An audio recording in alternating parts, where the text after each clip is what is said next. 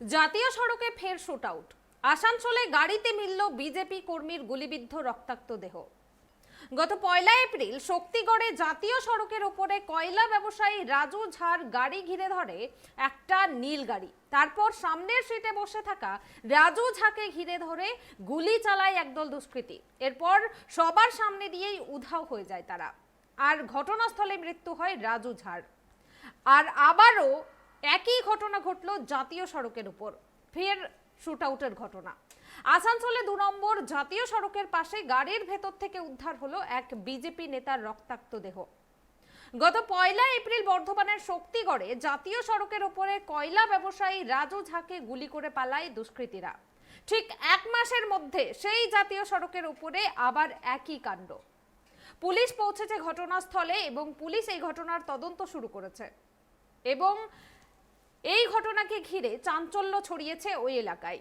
বিজেপির দাবি, যেই যুবকের দেহ পাওয়া গিয়েছে তিনি বিজেপির সক্রিয় কর্মী ছিলেন। আর এই বিষয়ে আমরা বিস্তারিত জানবো। এই মুহূর্তে আমার সঙ্গে টেলিফোন লাইনে জুড়ে আছেন ট্রাইব টিভির প্রতিনিধি আসানসোল থেকে আকাশ খান। জাতীয় সড়কে ফের শুট আউটের ঘটনা ঘটল। আসানসোলে 2 নম্বর জাতীয় সড়কের পাশে গাড়ির ভেতর থেকে উদ্ধার হলো এক বিজেপি নেতার রক্তাক্ত দেহ।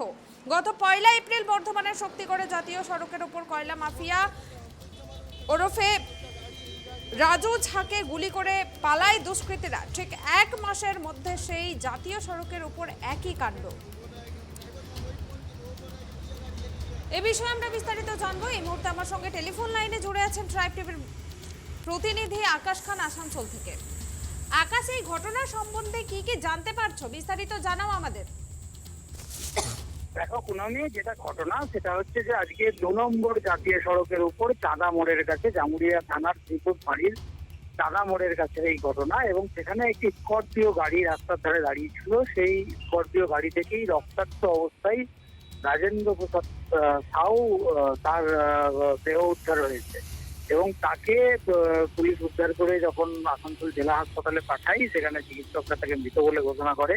ঘটনার খবর সামনে আসতেই কিন্তু ব্যাপক চাঞ্চল্য ছড়িয়ে পড়ে এলাকায় এবং ইতিমধ্যেই বিজেপি নেতৃত্ব তারা দাবি করছেন যে এই যার মৃতদেহ উদ্ধার হয়েছে সে বিজেপি কর্মী ছিলেন এবং আসানসোল 33 নম্বর ওয়ার্ডে তিনি বিজেপি কনভেনার ছিলেন, এমনটাই বিজেপি নেতৃত্বের দাবি।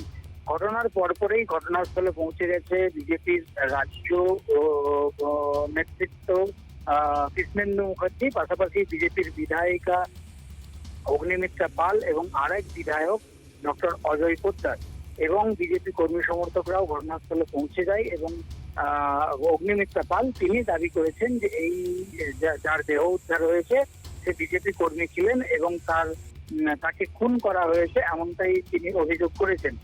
গোটা ঘটনার পরে তারা 2 নম্বর জাতীয় সড়কের একটি লেনে বসে পড়ে রাস্তার উপর এবং অবরোধ শুরু করে দেয়। তাই ঘন্টাখানেক ধরে অবরোধ চলে। ঘটনাস্থলে জামুরিয়া থানার পুলিশ পৌঁছায়, যারা অবরোধ করছিলেন তাদেরকে সেখান থেকে সরিয়ে দেওয়ার চেষ্টা করে।